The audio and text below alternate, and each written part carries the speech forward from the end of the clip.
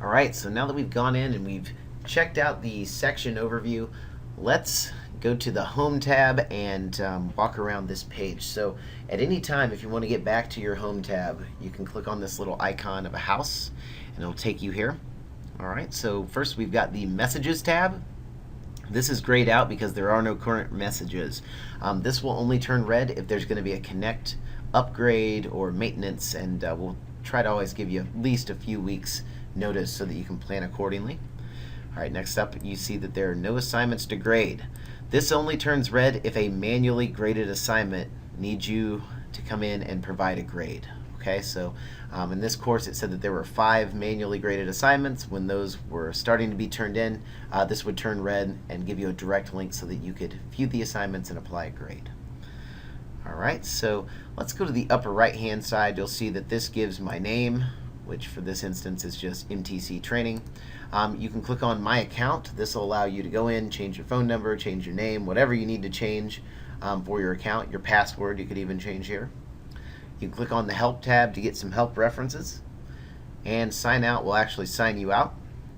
Working down, this is the name of the course, and the name of the section is below. Alright, if you click on My Courses, this is going to take you back out to the My Courses page. So this should look familiar at this point. Alright, we'll get back into the course though. Alright, so you'll see that by default we're in the instructor view, and I'm going to toggle over to the student view and show you the difference. So keep an eye out for this area in the middle. Right, so we click on student view, it gets a lot more clean in this area. And that's because as an instructor, you can change dates, and you've got some other options over here which we'll walk through when we touch on the assignments. But just note that from the student side it's a lot cleaner, and if you ever want to see what they're seeing, you can always click on student view and you'll get exactly what the students would see. Right? So I'll go back to instructor view and just work down this side here. Alright, so we've got the section info. If you click edit instructor info from this drop down, you can actually upload a photo, put your email address in, put in your office hours or any other basic info. Alright, next up we've got the ebook, and this is the Connect ebook, and we want to make a very clear distinction. I know that MedTech is currently using VitalSource, and VitalSource is a separate platform. It's going to have the entire ebook. The students will have access to it offline, so it's a completely different ebook, though the content's the same. We put this in this course just so that the students have access to their ebook while they're in Connect.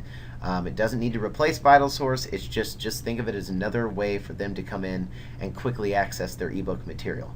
So I'll show you what this ebook looks like just so you're familiar with it.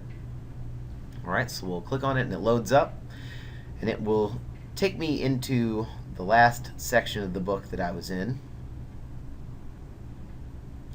Alright, so it starts me in chapter 1, and very quickly we'll talk about the navigation. It's just a long flowing scroll, so you'll see that when I first come down, it notates on the left hand side that this is page 2, and as the student scrolls, you'll see that page breaks are noted on the left hand side. Okay.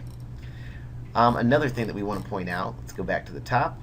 If a student clicks on the blue navigation bars, this is going to take you to the next subunit. So we're in 1.1 right now. If I click one time to the right, it's going to take me to 1.2. Okay. If we want to jump into a page directly, we can type in a page number and click go. Alright, so I clicked 4, go, and it takes me right in. Alright, so you'll note that there are some sound components built into some of our ebooks. So for example, this one has some audio. Oops, I spoke over it, but I clicked on hernia and we hear hernia. Alright, it's a nice feature. Alright, so I'll scroll back to the top and show you the other way to navigate, which is to click on book contents.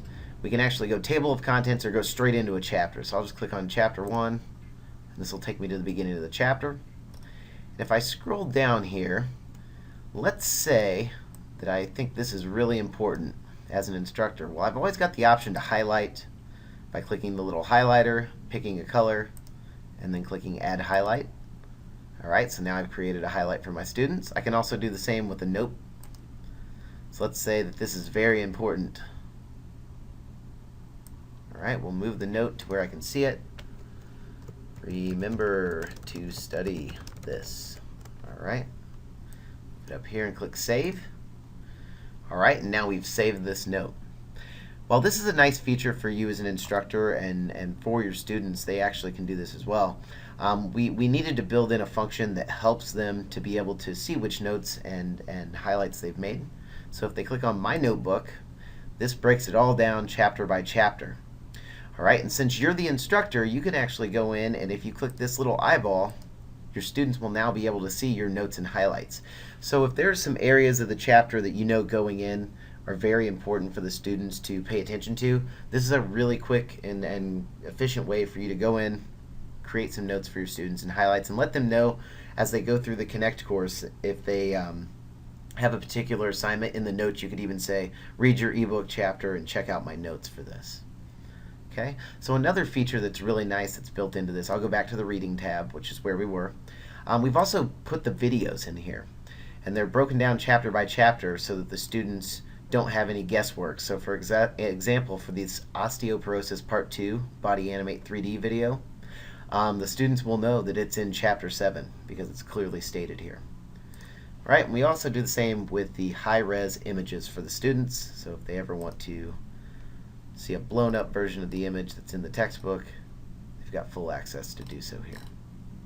Okay, and you'll note that when I scroll down, since I've got all these options, they scroll with me, and it's just to give full accessibility to this toolbar as the student scrolls. Alright, so I'm going to go back to the Home tab. Right, next up you'll see the section web address, and remember that we've got an easy way at the My Sections view to provide the students with the link, but if for some reason you need to grab it, you can always select this text area and then just right click and copy, and you'll have the full section web address. Underneath of this you'll see Upload Syllabus. This actually doesn't work for MedTech because your syllabus is too large. So in the next couple of videos, when we get into the Library tab, I will show you how you can upload your syllabus into the library for the students to see. And the final thing that we'll really want to point out down here, you've got My Course Resources, which is going to give you information on LearnSmart, which is our adaptive technology. We'll cover that later on in depth, so don't worry about that. Section Performance, once students start submitting assignments, you're going to see Section Performance, and it's just a quick bar graph. It's color-coded to kind of give you an idea on how your students are faring, and it's a point-and-click way for you to, if you click on the graph, it takes you right into the Reports tab, and we'll cover the reports in a little more detail later in a separate video.